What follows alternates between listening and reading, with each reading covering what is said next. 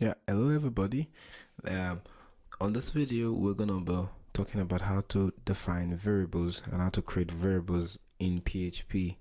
So, I believe by now you should have heard about the word variables. What variables simply means is, should I say, they're just like text or group of words, or they're groups, or similarly, more like a function that save information. The information could be numbers, which is referred to as integers, or could be strings, or could be Boolean. Strings are characters, they are text, pure text, while Boolean is actually true or false value. So what I'm gonna do now is I'm gonna start to define my own variable in PHP. So to do that, we write the dollar sign. We start, so if I put my cursor here, we start with a dollar sign and the name of the variable. So it's gonna be equal to the text, variable text. But if it's a string, we're gonna wrap it up in either single quotes or double quotes. So either with or ending with a semicolon, ending with a semicolon. So that's just the performance of creating a variable. I am just gonna wrap this up in PHP so I could comment this out easily. So now let's start with creating a variable. We're gonna write name, and I'm just gonna say Emmanuel, and I'm gonna wrap this up. Same format, the name first, the value of the variable, and then with a semicolon. So if I want to say age, I'm just gonna come and say age Emmanuel is 25 years old. I'm just gonna put 25. And if I say country, should I say Emmanuel is a Nigerian, I'm just gonna write Nigerian, and I'm gonna write true. Okay, so, and I could do more, I could write a lot, but for now let's just define one more by duplicating that and call this should I say surname, and I'm gonna put Oziri in middle name, it's gonna be Emeka. Okay, now there's something I want us to know about creating a variable. In creating a variable, we don't use numbers and starting. Don't let me write this as don't in creating a variable, or don't, like so. We don't use numbers in first starting our variable. We're gonna be running into a lot of issues doing that. If I could zoom this a little bit, and would see that this is not a proper way of creating a variable. Another way we don't is we don't write some text and put this hyphen and or dash and start creating variables. We could use underscores, but we can't use dash. We don't use special characters like the @ exclamation, hash, or @ or anything. We don't use them. We just use this forward. Okay, now I have a group of variables created already, but if I go to my browser and run this, I think I won't see anything. It's gonna be blank.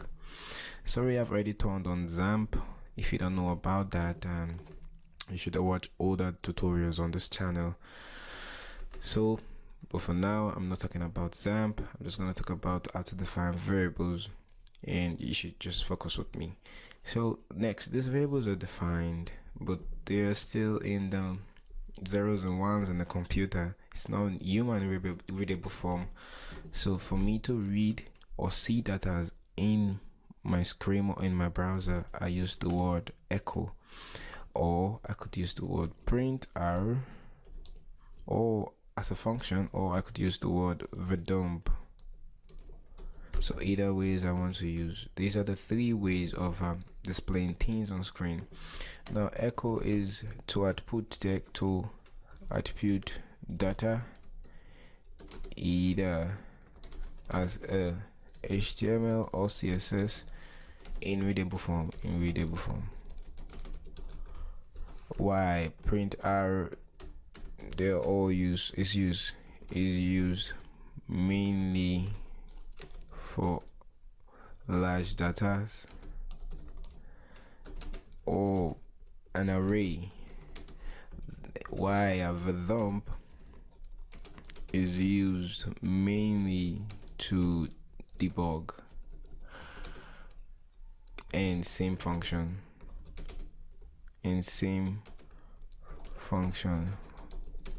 with that of the print R. Okay, so we get the gist. Echo is used to output data either as an HTML or CSS in readable form. Print array is also used for large data or an array, while van dump is used to debug.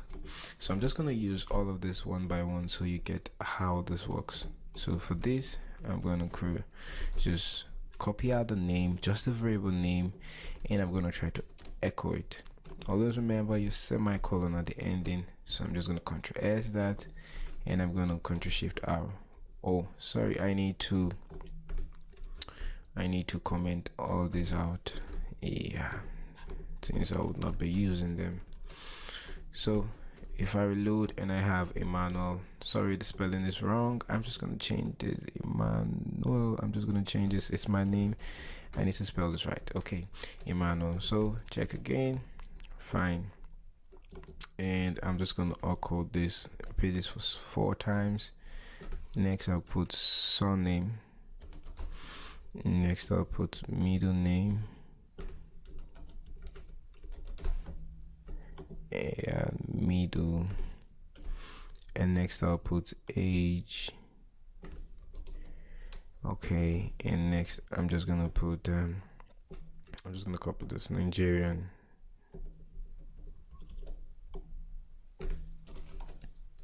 Okay, so if I save and view, I have Emmanuel Ozuru Emeka 25 and 1 Nigerian, which is true.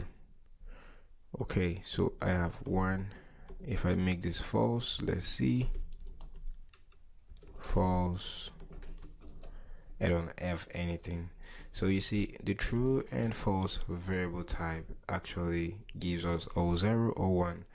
And that makes us to see that data is that and already displayed on the system screen or on the machine. That means if I don't use my echo or write up and print to display the data on my screen, it possibly means that my, should I say, code is still processed in the zeros and ones, and otherwise the binary function of the computer. So what I do is need to echo this to show it in readable form. Okay, I'm just gonna try to specifically dump the Nigerian that are variable type with the Boolean form. So I'm just gonna try to dump that, and I'm saying it's a Boolean, which is bool and has a true value. And if I check dump for age, let me see. So I just need to take this off. Dump for age, and I'm gonna see it's an integer, and we have 25 as an integer there. 25, yeah, which we have 25 here. Okay, so print arrow is mainly used in an array. So since we're not talking much about array in this video, I would urge you to stay tuned to learn more. So what did we learn in this video? We learned how to create variables. We learned that variables could be stored, could be in a form to integer, Boolean, or strings. And we also learned that the normal way of creating variables and the abnormal way of creating variables. We also learned the difference between echo, print arrow, dump, and we showed us that echo is to display text to the human screen, dump is to debug, while print arrow is also likely to debug also. So we talked about Boolean values, which is true, which is which is equal to 1, false is equal to 0. Okay, so thank you for watching this video. Hit the subscribe button on my channels to get more free stuff like this. Believe me, it took me some hours to come up with stuff like this, and I'm sharing it for you guys free of charge. No pennies, no cost. I'm going to drop a link at the bottom of this video where I'm going to share this code sample on my website, foreigncodes.com. If you're interested, you click on the link and you download. But don't forget to subscribe. Subscribe is very important. Okay guys, take care.